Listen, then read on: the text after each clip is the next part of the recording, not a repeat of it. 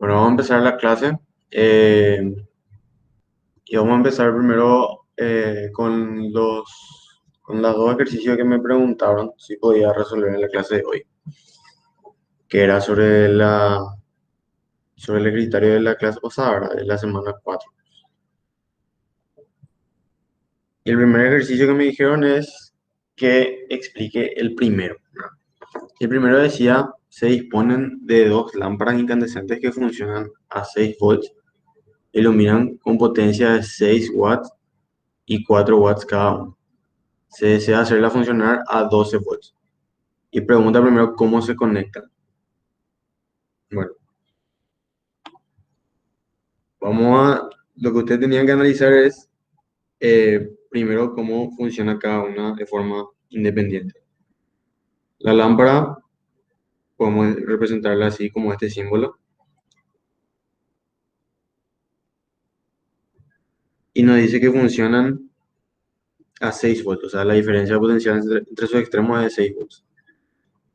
Y nos dice que tenemos dos lámparas, una de 4 watts y otra de 6 watts. Entonces tenemos una de 4 watts y tenemos otra que es de 6. Bueno, y acá lo que tenían que analizar es qué pasa si esta diferencia de potencial ahora pasa a ser de 12 volts. Se quieren hacer funcionar a 12 volts. Entonces, ¿cómo hay que conectar? Si hay que conectar en serie o si hay que conectar en paralelo.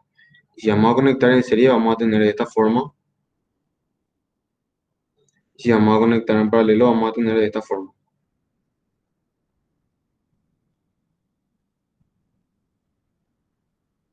Donde entre estos extremos la diferencia de potencial es de 12 volts. Ahora, voy a hacer la pregunta y si es que resolvieron, me van a poder contestar. Y si no resolvieron, igual capaz me pueden contestar. ¿No? Yo quiero que me digan cuál es la diferencia entre este uno y este 2. Escriban ahí en el chat. O si no, si quieren activar su micrófono también. ¿Cuál es la diferencia entre el primero y el segundo? La corriente, sí, la corriente es una diferencia. La corriente que pasa por acá va a ser igual a la que pasa por acá, pero esta corriente que pasa por acá no es la misma que pasa por acá. Otra diferencia, el voltaje también. El voltaje es diferente entre estos extremos. Acá vamos a tener uno y acá dos.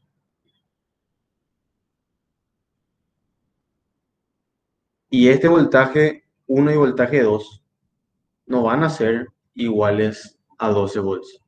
¿Van a ser mayores o van a ser menores?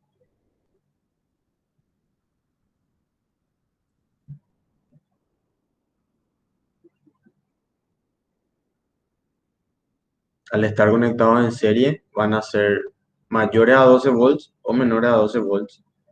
Ese voltaje uno y voltaje 2 van a ser menores. Van a ser menores porque cuando nosotros teníamos una asociación en serie, teníamos que el voltaje total era igual a la suma del voltaje uno más el voltaje 2. Ok, más el voltaje 2.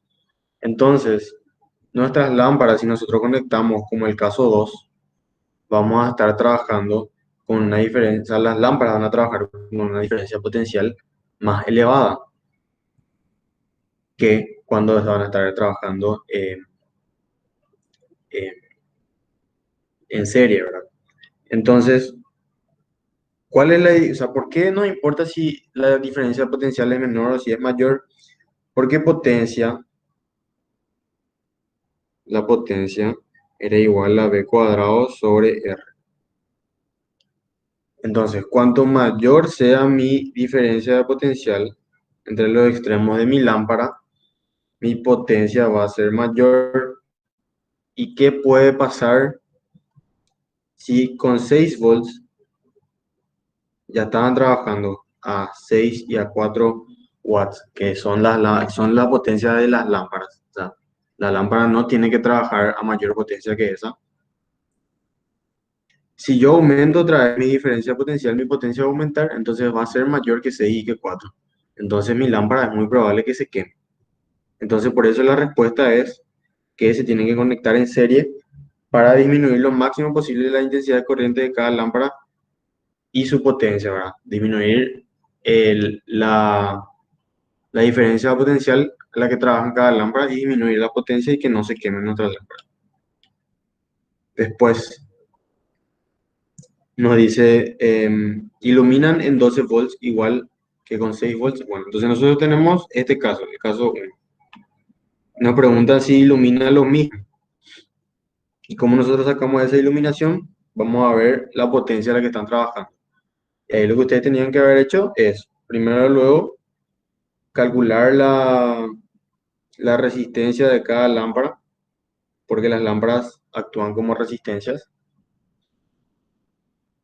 Calculan la resistencia de cada lámpara por la fórmula de potencia y con esa resistencia eh, calculan la iluminación con, con 12 volts.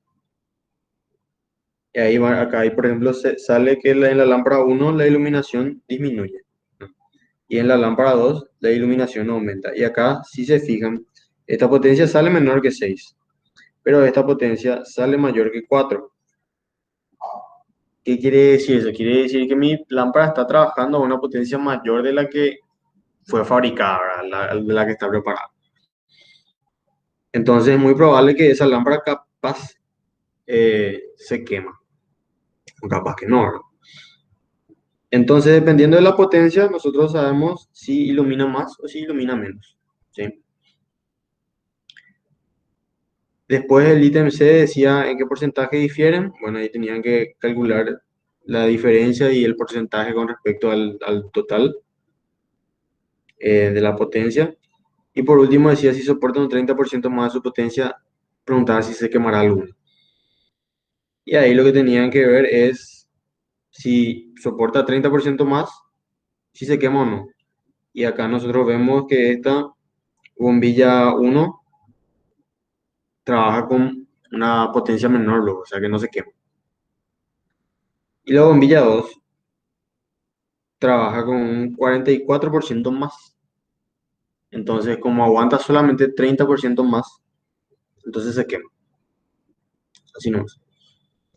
El ítem A era el que era más, el que si ustedes ya sabían cómo responder, entonces iban a poder hacer sin problema los demás ítems. No sé si tienen alguna duda sobre este ejercicio, o si no, pasamos al siguiente, que también es de la semana pasada.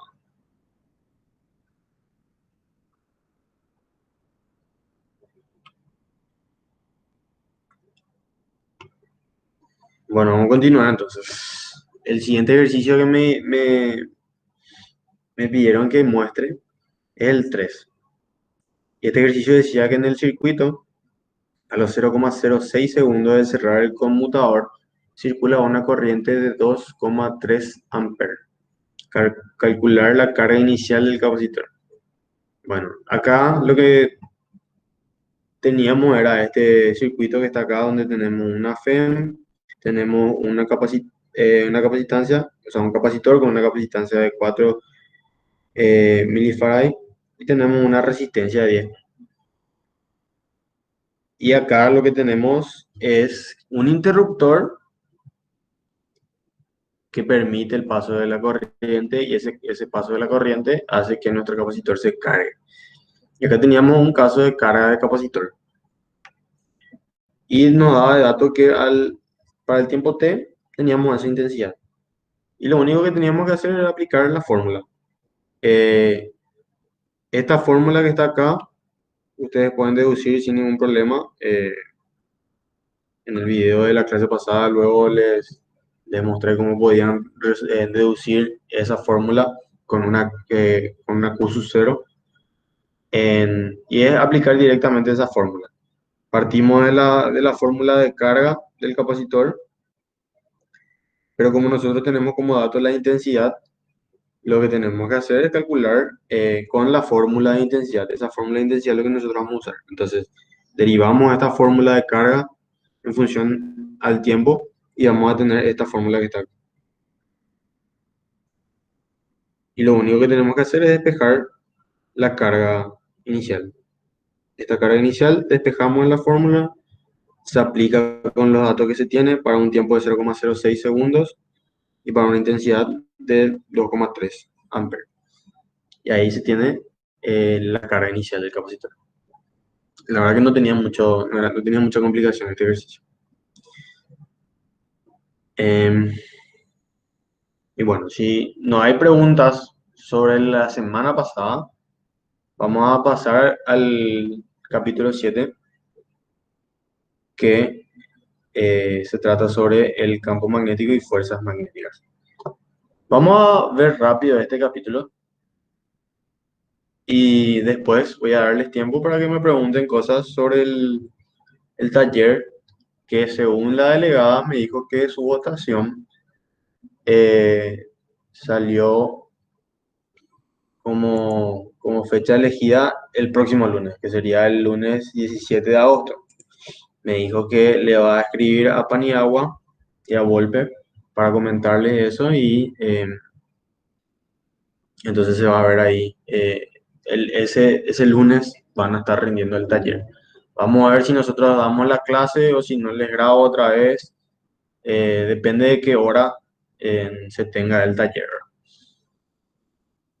Y nada, al final de de esta clase, entonces le voy a dar tiempo si me quieren hacer preguntas sobre el tema, sin problema le voy a responder. Pero vamos a empezar con el capítulo 7, ¿verdad? De esta semana, que es el campo magnético y fuerzas magnéticas. Este resumen ustedes ya tienen ya en mi Classroom, ¿sí? Em, yo esta tarde, antes de la clase, estuve subiendo el resumen del capítulo 5, el capítulo 6 y el capítulo 7, para que puedan leer. Así que este material ustedes tienen en el Classroom, ¿sí? Sin problema pueden agarrar y leer. Yo les recomiendo que, que lean, ¿verdad? Es bastante interesante esta primera parte, pero vamos a saltar nosotros esto porque lo que a nosotros nos importa es qué es lo que es el campo magnético, ¿sí? Y nosotros al comienzo hablábamos de cargas puntuales. Vamos a dibujar un poco. Nosotros hablábamos de cargas puntuales que tenían una carga Q, y estas cargas que producían, si es positiva la carga, nos produce así un campo eléctrico. Y esta carga está quieta. Pero la semana pasada nosotros empezamos a ver qué pasaba cuando estas cargas se empezaban a mover y tenían una velocidad p. Y vimos que ahí se producía lo que llamamos intensidad de corriente, una corriente eléctrica. Y esa intensidad de corriente estaba definida, ¿verdad?, por la cantidad de carga que pasa por un área de un conductor. Eso fue lo que vimos la semana pasada. Pero experimentos de, eh, de personas, de científicos de antes, investigadores, descubrieron que estas cargas en movimiento no solamente producían el campo eléctrico, sino que también producían un campo que se llama campo magnético. Y este campo magnético entonces es producido debido al movimiento de las cargas. Entonces, al comienzo, nosotros veíamos que una carga que estaba en reposo creaba un campo eléctrico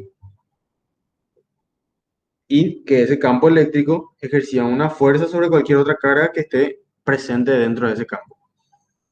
Y más o menos lo mismo vamos a tener para el campo eléctrico, para el campo magnético, perdón, pero la diferencia es que cargas corrientes, o sea, cargas que se mueven, son las que nos producen ese campo magnético, además de su campo eléctrico. Y ese campo magnético ejerce también una fuerza sobre cualquier otra carga que se mueva en ese campo, ¿sí? Entonces, esa es la diferencia entre un campo eléctrico y un campo magnético. El campo magnético es producido por cargas que se mueven, ¿sí?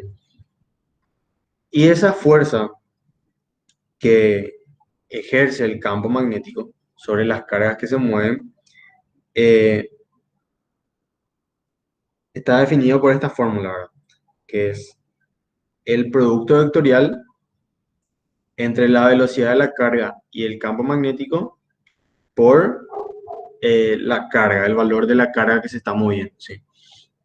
Y si se fijan, es un producto vectorial, lo que quiere decir que el vector fuerza va a ser perpendicular a nuestro vector velocidad y a nuestro vector campo magnético. Y esta fórmula es una fórmula empírica, ¿verdad? No es una fórmula que tiene una deducción, ¿sí? Sino que se realizaron experimentos, entonces se dedujo que la fuerza magnética que experimenta una carga en movimiento eh, es igual a esa fórmula, ¿verdad? Es proporcional a la carga a la carga a la carga del elemento que se mueve, ¿verdad? Y es perpendicular a su velocidad y es perpendicular al campo magnético. Y hay una manera de determinar la dirección y el sentido de nuestra fuerza, ¿verdad?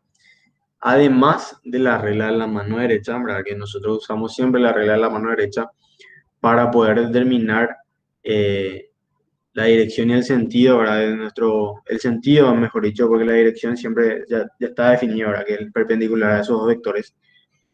Pero el, el sentido, además de la regla de la mano derecha, nosotros podemos usar la regla de la mano izquierda. Seguro que no escucharon todavía, pero van a escuchar si es que tienen clase con Volpe o con, no sé si Paniagua también les enseña, pero es una manera muy fácil de determinar el sentido de nuestra fuerza. Voy a activar mi cámara para, a ver, mostrarles un poco cómo se usa la regla de la mano izquierda. Y le voy a decir cuáles son las ventajas y cuáles son las desventajas de usar la regla de la mano izquierda. Y por qué yo elijo usar la regla de la mano izquierda.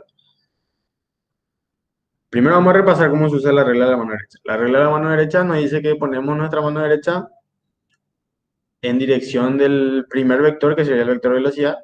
Cerramos nuestro puño en dirección del vector campo magnético en este caso, y nuestro pulgar nos dice hacia dónde es el sentido de nuestra fuerza. Pero ¿qué es lo que pasa? Nosotros vamos a trabajar en el espacio acá. No vamos a trabajar en un plano. Entonces, hacer así vamos a estar moviendo nuestra mano derecha y capaz se nos sea más difícil. Entonces, la regla de la mano izquierda es usando estos tres dedos, ¿sí? El pulgar, el índice y el dedo medio. ¿Y por qué tres dedos? Porque son tres vectores.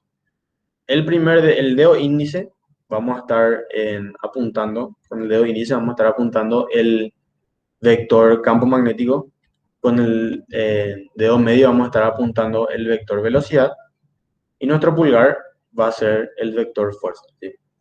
Vamos a aplicar esta regla de la mano derecha con los ejercicios y vamos a ver que va a ser, es mucho más fácil, ¿verdad? Aplicando la regla de la mano izquierda que la regla de la mano derecha. Yo uso la regla de la mano izquierda, ¿por qué? Eh, porque se puede ver más, a mí me es más fácil ver en 3D la regla de la mano izquierda que la regla de la mano derecha, pero es algo que capaz a ustedes también les sea más indiferente. Entonces, depende de ustedes ya cuál usar. La línea de campo magnético, o sea, la línea de campo eléctrico eran para el campo eléctrico y así como tenemos esa línea de campo eléctrico, también tenemos la línea de campo magnético, ¿verdad? Que representan la dirección y el sentido del campo magnético en cada punto del espacio, ¿sí? Las propiedades ustedes van a leer mejor, ¿verdad? Y van a aprender la teoría. Y acá algo muy importante es que las líneas de campo magnético no son líneas de fuerza. O sea, para la línea de campo eléctrico, la línea de campo eléctrico nos definían también la dirección y el sentido de nuestra fuerza. la fuerza tenía la misma dirección que el campo eléctrico, pero en este caso no, ¿sí? Las líneas de campo magnético representan solamente la dirección y el sentido de nuestro campo magnético, no representan la dirección de la fuerza, ¿sí? Porque nosotros sabemos que fuerza magnética es igual a carga por velocidad vectorial campo magnético. Entonces, la velocidad, o sea, la fuerza es perpendicular al campo magnético. Entonces, no confundan eso, ¿verdad? Después también tenemos lo que es el flujo magnético, que es definido, ¿verdad? Por el flujo a través de una superficie del campo magnético, ¿verdad? Y está representado por la misma expresión que para flujo de campo eléctrico, pero en este caso reemplazamos el campo eléctrico por el campo magnético, ¿verdad? Y tenemos también la ley de Gauss para el magnetismo, ¿verdad? Para el campo magnético. Nosotros teníamos que la ley de Gauss para el campo eléctrico era que la integral cerrada de línea del campo eléctrico escalar por el diferencial área era igual a la carga encerrada dividido epsilon sub 0. Pero en este caso, si nosotros hacemos el flujo magnético a través de una superficie cerrada, en este caso nosotros, ¿qué vamos a tener? Vamos a tener que ese flujo es igual a cero, ¿sí? Entonces esa es la diferencia entre la ley de Gauss y la ley de Gauss para el magnetismo. Eh, Así que no se confundan y apliquen acá la ley de Gauss para el magnetismo, así como aplicamos para el campo eléctrico. Bueno, y acá hay algo muy importante que es algo que tienen que ver y tratar de entender, y si no entienden tanto, me preguntan, ¿sí? Vamos a analizar esta partícula que está acá, ¿sí? Que se ve en HD. Vamos a analizar esa partícula, y si nosotros vamos a suponer que ponemos más esa partícula ahí, está estática, esa partícula S, que tiene carga positiva. Y está dentro de un campo magnético que es V. Ese campo magnético está representado por estas X, que no sé si alguien sabe qué representan las X y por qué son X.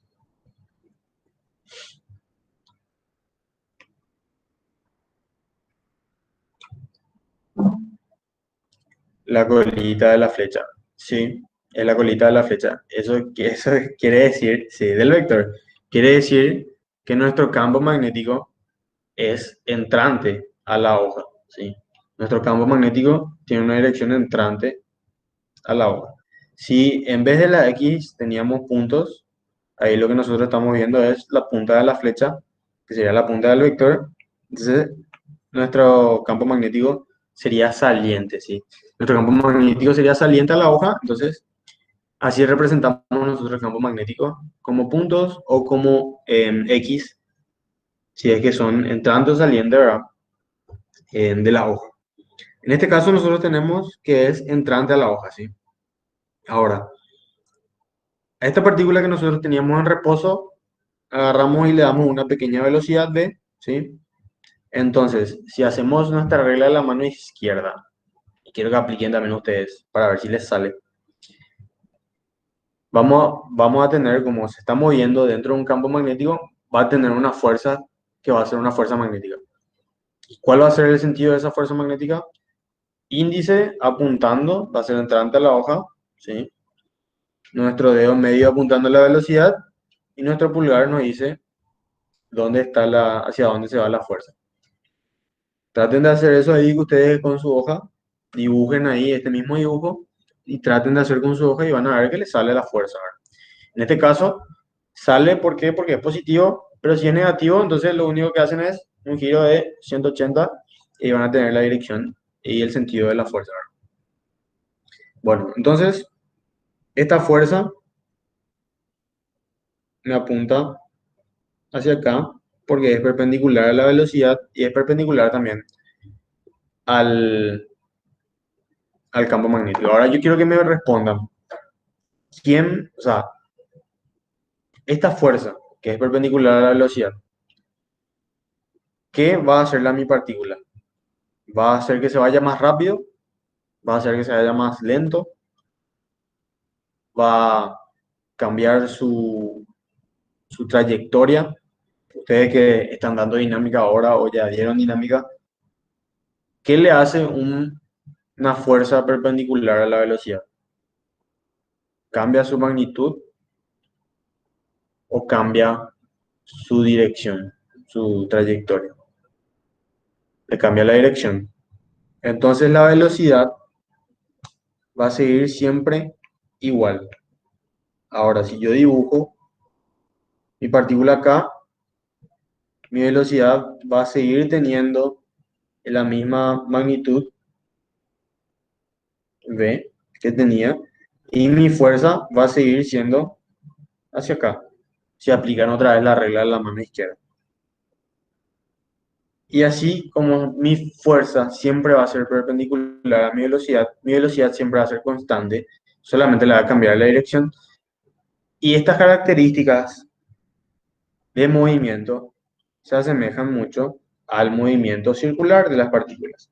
Entonces, nosotros lo que tenemos acá es que una partícula con velocidad dentro de un campo magnético experimenta un movimiento circular uniforme, ¿sí?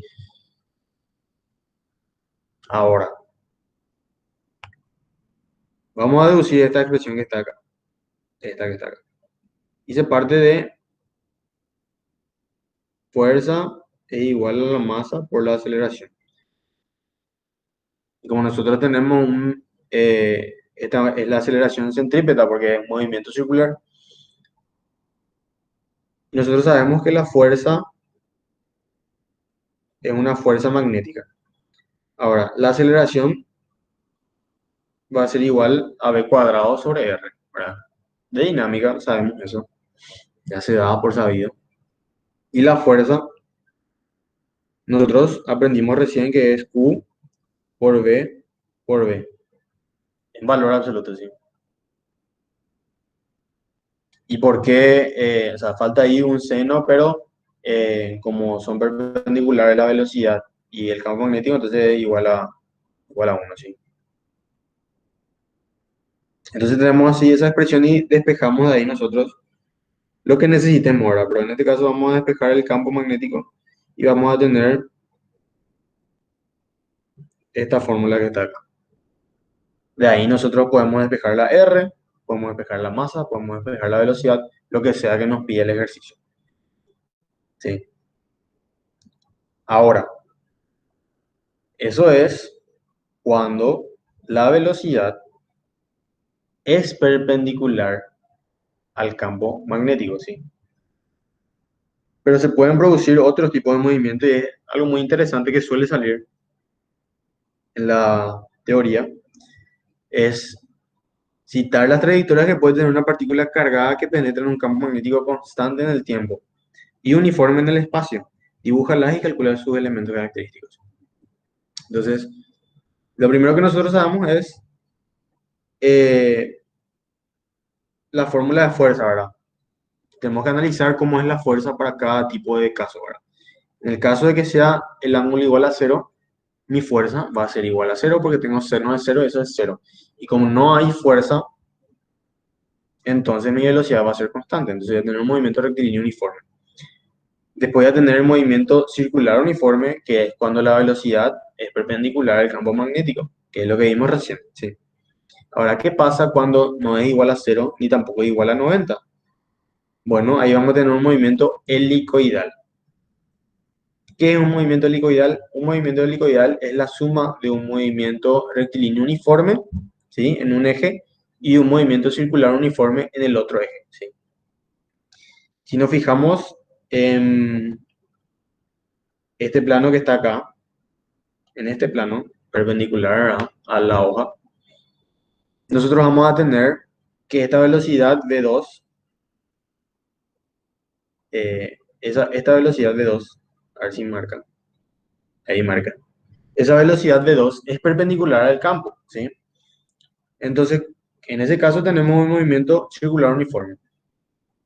Y en este caso, v1, tenemos que su ángulo es igual a cero. Entonces, en ese plano vamos a tener un movimiento rectilíneo uniforme. Entonces esta partícula en el eje X se va a mover con una velocidad constante, mientras que en el eje Y, o sea, en este plano, en el plano YZ, va a moverse de forma circular, con un movimiento circular uniforme, entonces vamos a tener esa, ese movimiento helicoidal, ¿sí? ¿Se entendió los tres movimientos que puede tener una partícula? Importante que sepan porque puede llegar a preguntar, entonces ustedes tienen que saber. Bueno, si no entienden, pregúntenme. Vamos a avanzar ya mientras. Em, ¿Para qué se aplica el campo magnético con el movimiento de las partículas? Para diversas cosas, pero una de las cosas que se utilizan es, por ejemplo, para el selector de velocidades que vamos a ver en los problemas, ¿sí? ¿Y qué es lo que hace un selector de velocidades? Un selector de velocidades lo que hace es que solamente deja pasar las partículas que tienen una velocidad en específica, ¿sí? Y lo que hace el selector de velocidades es que tenemos un campo magnético combinado con un campo eléctrico y lo que pasa es que la fuerza eléctrica, acá por ejemplo se ve bien, la fuerza eléctrica producida por el campo eléctrico va a ser igual a la fuerza eléctrica producida, la fuerza magnética producida por el campo magnético. Entonces, esta partícula va a pasar por mi selector de velocidades. ¿Por qué? Porque tiene la velocidad que yo quiero. Si la fuerza eléctrica fuera mayor, mi partícula iba a chocar acá y se iba a quedar acá.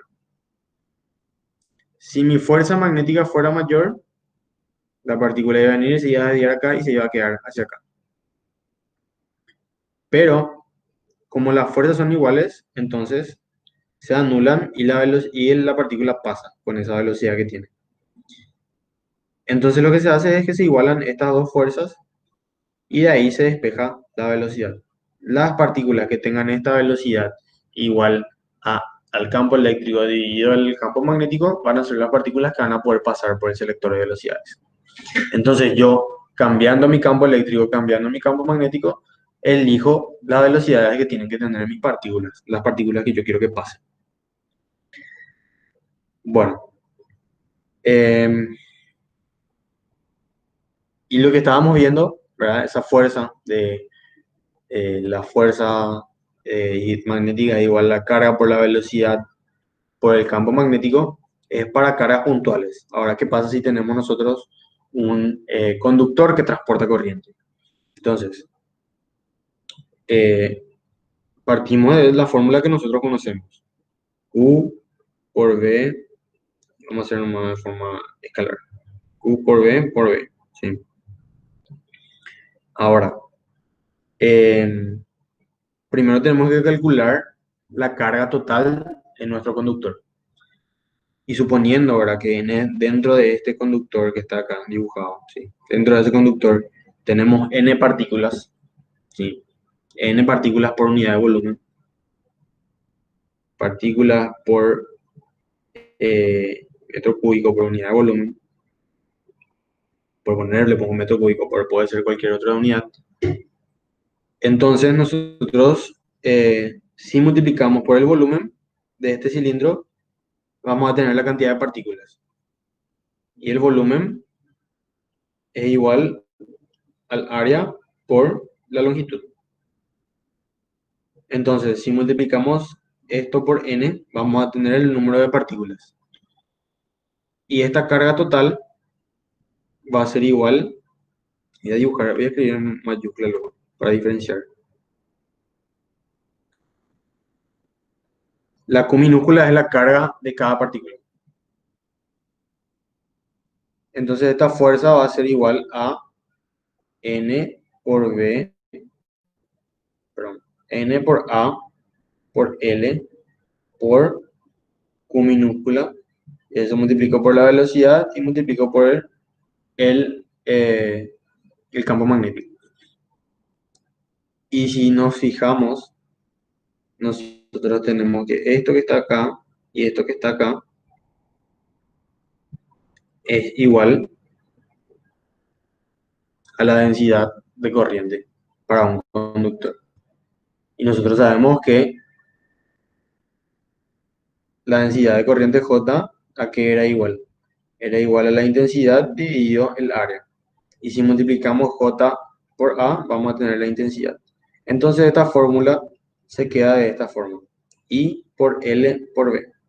Entonces esta es la fuerza sobre un segmento recto del alambre que se encuentra dentro de un campo magnético. Vamos a ir aplicando también esa fórmula de los ejercicios que ustedes tienen, ¿sí? Ahora, ¿qué pasa si tenemos una espira y esa espira está dentro de un campo? Bueno, y ahí lo que pasa es lo siguiente, tenemos que analizar cada segmento de nuestra espira. Y acá es donde yo les digo que sirve mucho más la regla de la mano izquierda que la regla de la mano derecha. Para determinar, vamos a analizar primero este segmento que está acá, ¿sí? Este segmento. Nosotros tenemos nuestro campo magnético que es hacia arriba y la velocidad es la velocidad de las partículas. Y como mi intensidad me dice que es hacia acá, quiere decir que mis partículas se mueven hacia ahí. Entonces yo voy a colocar mi dedo medio hacia ahí. Mi dedo índice del campo magnético, mi dedo medio hacia ahí, hacia la intensidad, y mi dedo pulgar me dice la fuerza. Y me dice que la fuerza es hacia acá. Sí. Ahora, hago lo mismo para cada segmento y lo que pasa es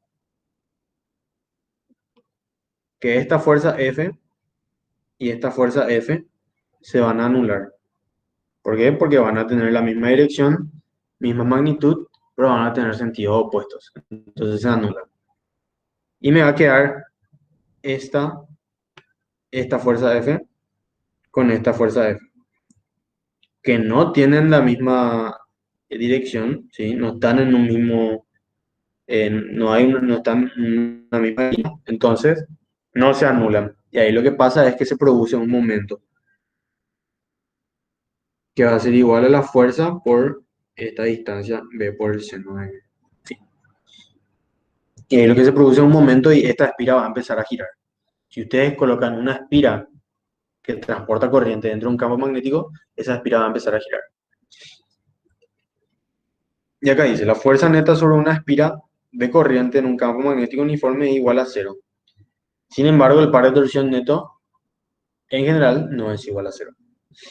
Entonces ahí tienen la fórmula, ¿verdad? La deducción que van a ver ustedes mejor, ¿verdad?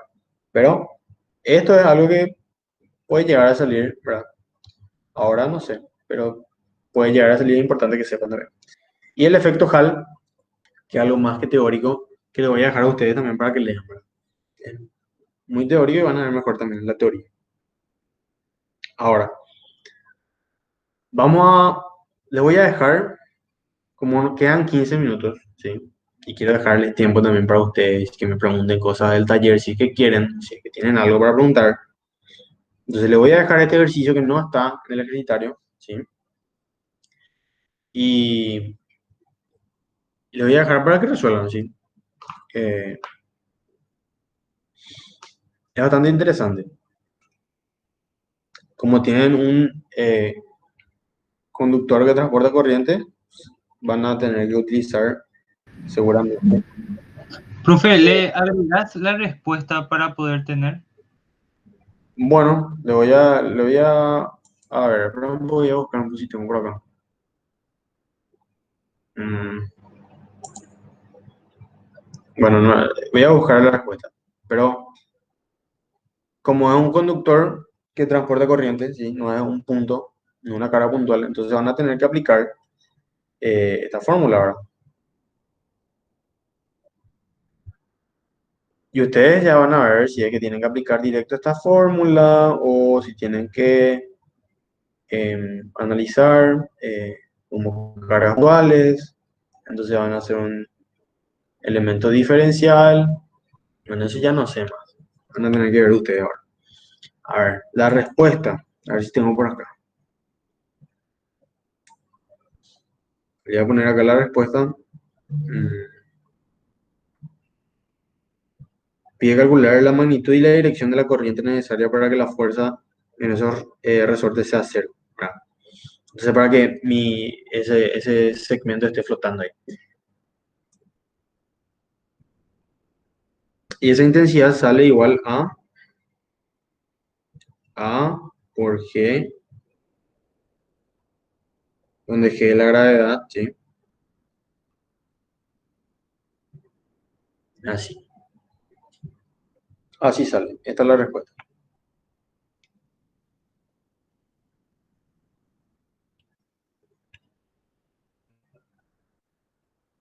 Le dejo a ustedes para que hagan, ¿sí? Ahora,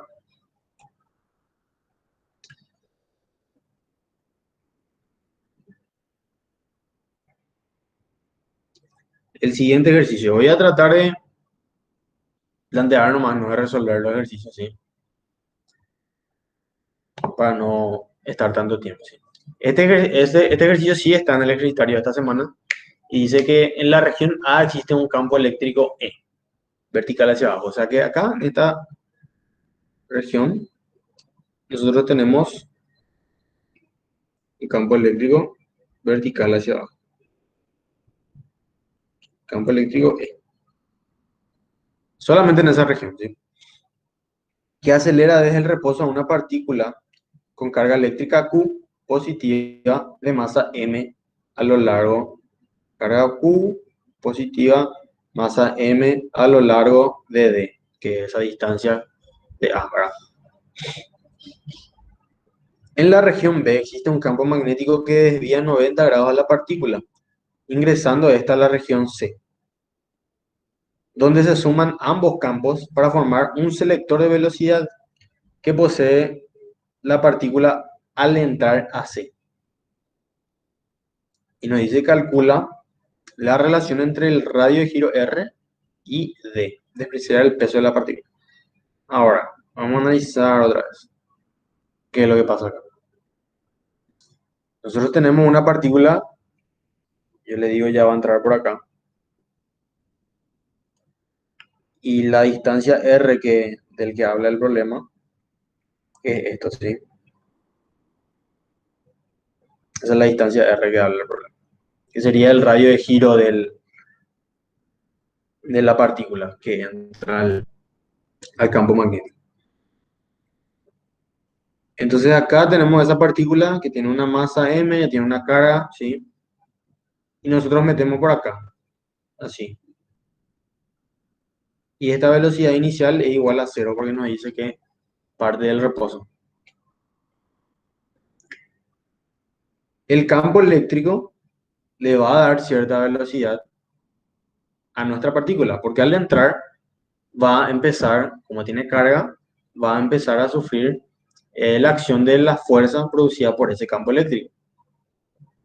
Entonces mi partícula va a empezar a acelerar, porque va a actuar una fuerza sobre esa partícula. Y cuando llegue acá mi partícula, voy a dibujar en rojo luego para que se vea. Cuando llegue acá esta partícula, va a tener una velocidad v, ¿sí? Y acá, en esta zona B, ¿verdad? Voy a tener un campo magnético, que lo que va a hacer es que mi partícula se desvíe 90 grados, dice, y entre a C. O sea que tiene que entrar acá a C y tiene que desviarse 90 grados. Quiere decir que mi velocidad va a seguir siendo así. O sea, va a ser horizontal ahora, en vez de vertical. Entonces, este recorrido es el que tiene que hacer mi partícula. Suponiendo, ¿verdad?, que esto es cuadrado, ¿verdad? Está más bien dibujado, pero es cuadrado. Y un cuadrado del lado R, ¿sí? Y me dice que acá en C yo tengo los dos campos, el campo eléctrico y el campo magnético. Y ahí tengo un selector de velocidades que hace que la partícula con esta velocidad v salga por ahí. Todavía no dibujé el campo magnético. ¿Por qué todavía no dibujé el campo magnético? Porque quiero que ustedes me respondan aplicando la regla de la mano izquierda o la regla de la mano derecha también, como quieran ustedes. y me digan, ¿el campo magnético va a ser entrante o va a ser saliente? Tienen dos opciones nomás. Si no saben, pongan cualquiera de los dos, no importa si se equivocan, pero con tal de que me respondan, yo estoy bien. Apliquen la regla de la mano derecha. Supongan que el campo es entrante o saliente. Entrante están diciendo, ya tengo dos ya que dicen entrante. Vamos a analizar entonces. Suponemos que es entrante y apuntamos hacia adentro de la página. Con el dedo índice apuntamos la dirección de nuestro campo magnético. Con el dedo medio apuntamos la dirección de la velocidad y mi pulgar me dice hacia dónde es mi fuerza. Ahora, si yo aplico la regla de la mano izquierda y supongo que es entrante, a mí mi fuerza me sale hacia acá.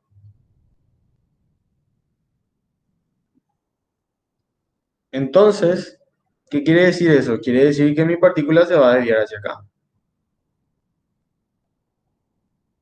Entonces, no puede ser entrante. Si analizamos saliente, el dedo índice apuntando a la dirección del campo, mi dedo medio apuntando a la dirección de la velocidad y mi dedo pulgar me va a apuntar a la dirección de la fuerza. Y ahí, aplicando la regla de la mano izquierda, me sale que mi fuerza es hacia acá. Y al ser mi fuerza hacia allá, entonces mi partícula sí se va a desviar hacia allá. Entonces ahí yo voy a dibujar campo, una vez que ya sé su dirección. Una vez que yo ya sé su dirección, entonces ahí dibujo. Entonces mi campo eléctrico va a ser, mi campo magnético va a ser saliente, ¿sí? Va a ser saliente mi campo magnético. Y acá yo voy a tener también el campo magnético B. ¿Entendieron cómo se usa la regla de la mano izquierda? ¿Entienden por qué la fuerza, o sea, por qué el campo magnético tiene que ser saliente? Si alguien no entendió, que me diga nomás. Yo no tengo problema en repetirlo otra vez, ¿sí? Bueno, y ahí lo que ustedes tienen que hacer es primero trabajar con este campo magnético, o sea, con este campo eléctrico, ¿sí? Trabajan con ese campo eléctrico y hacen fuerza igual a masa por aceleración. Y esta aceleración es lo que tienen que calcular, ¿sí? Esa aceleración van a saber ustedes cómo calcular. El pulgar es la fuerza, sí. El dedo, sí. Tenía que haberte guiado por la trayectoria nomás. Sí, tenía que haberte guiado por la trayectoria. El dedo índice es el campo magnético, ¿sí? El dedo medio es la velocidad de la partícula. Y mi pulgar va a ser mi fuerza. Si mi partícula se mueve de acá y se mueve así, mi fuerza es hacia acá, hacia el centro siempre. Pero si mi partícula se mueve así, hacia allá, mi fuerza va a ser hacia acá, hacia el centro, ¿sí? Entonces, yo ya sé que la velocidad es hacia acá y ya sé que la fuerza es hacia la izquierda. Entonces, supongo la dirección del campo magnético hacia arriba, hacia abajo y veo que me coincida con esto, ¿sí? Con esa situación. Si no coincide, entonces tiene que ser otra, ¿sí? Así es, así es como ustedes tienen que hacer. Eh, no, si haces la regla de la mano derecha, eh, no puedes hacer con estos tres dedos, ¿sí? La regla de la mano derecha es como siempre hacemos ahora. Pones tu mano en la dirección de la velocidad, ¿sí? Porque la velocidad es el que está primero en la ecuación, y cerrás hacia el campo magnético, ¿sí? Y ahí tu pulgar va a ser la fuerza. Vamos a hacer un poco con la regla de la mano derecha, sí, para analizar, para aplicar también la regla de la mano derecha y ustedes ahí ven cuál les conviene. acá. La velocidad es hacia acá. Sí, ahí se complica porque es en 3D. O sea, mi campo magnético en este caso tendría que ser entrante. Ese es el campo magnético, entrante. Ahora, si yo quiero aplicar la regla de la mano derecha, pongo mi mano sobre la velocidad y tengo que cerrar en dirección de mi campo magnético, así, y tengo que cerrar así. Y va a ser hacia ahí la fuerza, ¿verdad? Si es saliente, pongo mi mano sobre la velocidad, cierro hacia la fuerza, o sea, hacia el campo magnético, y ahí voy a tener mi fuerza. O sea, le digo nomás porque es más fácil, porque la regla de la mano izquierda, porque tienen, o sea, se ve mejor en 3D, pues, usan pues los 3 dedos y ven ahí en 3D. En cambio, la regla de la mano derecha tienen que hacer giro ahí raro que capaz les confunda, ¿sí? Así que por eso igual pueden aplicar, igual les sale lo mismo, ¿sí? Recién hicimos y nos salía lo mismo. Pero con la regla de la mano izquierda se ve mejor, ¿sí? Ahora, con la regla de la mano izquierda usen los 3 dedos. Índice, campo magnético, medio, velocidad, pulgar, la fuerza. Pero con la regla de la mano derecha no pueden usar los 3 dedos, tienen que usar la mano, ¿verdad?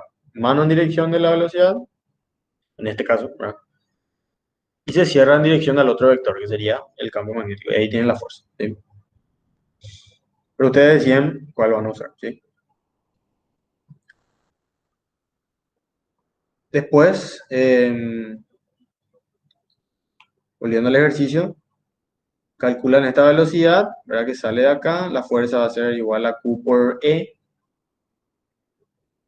Y esta aceleración, le voy a decirlo ya, sale de esta fórmula. Esa fórmula es la que van a tener que utilizar, ¿sí? Ahí sacan la aceleración, van a tener la velocidad V. Después aplican la fórmula campo magnético. Obviamente esta fórmula tienen que demostrar de fuerza magnética igual a masa por aceleración centrípeta, que es esto. Y ahí tiene otra vez otra relación para V. Y después la relación final que les va a servir es que la velocidad tiene que ser igual a esto. De esta expresión yo les recomiendo despejar B, de esta expresión les recomiendo despejar E y hacer esa división y ahí les va a salir esta relación que es la respuesta. Es muy fácil, es muy fácil. Si tienen dudas sobre esto, ya saben, ya ahí en el Classroom ya está ya en la sección de dudas para esta semana, ¿sí? Después acá tenemos otra vez otro, otro instrumento para el cual se usa también un selector de velocidad. En este caso se llama espectrómetro de masas. Nos dice que nos dice la magnitud del campo magnético y nos dice también la magnitud del campo eléctrico y nos da la masa de la partícula. Nos pide calcular la trayectoria, el radio de la trayectoria. Entonces, nosotros acá lo que tenemos es esto, donde tenemos la partícula que va a entrar por acá con una velocidad v. Y esa velocidad v tiene que dejarle pasar el selector de velocidades. Y va a llegar acá con esa misma velocidad v. O sea que de acá, como tienen de datos ya eso, ahí ya tienen ya esa velocidad. Y lo que les pide es calcular este radio. Y ese radio se calcula muy fácilmente con fuerza magnética igual a masa por aceleración centrípeta. Despejan de ahí la fórmula y despejan de ahí el radio. Y ahí ustedes ya tienen ya la respuesta que debería de salir de 0,178 metros. Ahora, yo les digo, los ejercicios que hay en este ejercitario capaz y le asusten mucho los dibujos, esa onda. O sea, yo por ejemplo cuando miré este dije, ¿qué onda el ejercicio? ¿Verdad? Este espectrómetro de masa. Pero resulta fácil, ¿sí? Hay que analizar más qué es lo que pasa y aplicar los conocimientos que ustedes ahora ya tienen, ¿sí?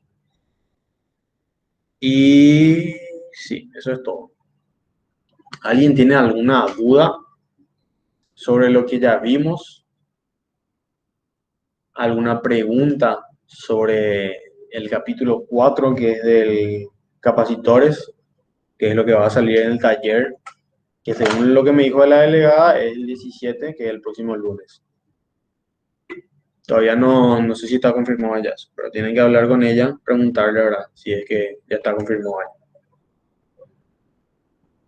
No tienen más ninguna duda. Ese documento de movimiento helicoidal también alzaste a tu Classroom. Eh, este que está acá, o sea, esta página. Y no, la verdad que no. Está solamente el PDF, pero creo que acá habla sobre eso. Eh, pero igual le voy a subir este, como un ejercicio, una foto para que puedan tener también. Sin problema, le subo. Pero este resumen ustedes tienen ahí en el Classroom. Le voy a mostrar, voy a dejar de presentar este. Le voy a mostrar mi pantalla.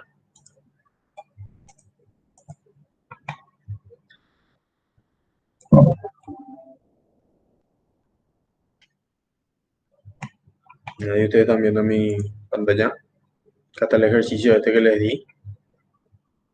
Ahí se hace. Si ya fueron rápidos, le sacaron foto. Si no,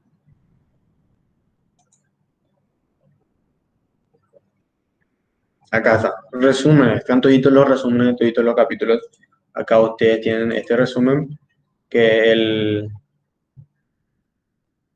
ahí está. Que es lo que con el que estuve explicándole la clase, ¿verdad? Este resumen hice yo cuando cursé Física 4. No es un resumen oficial de la cátedra, ¿sí?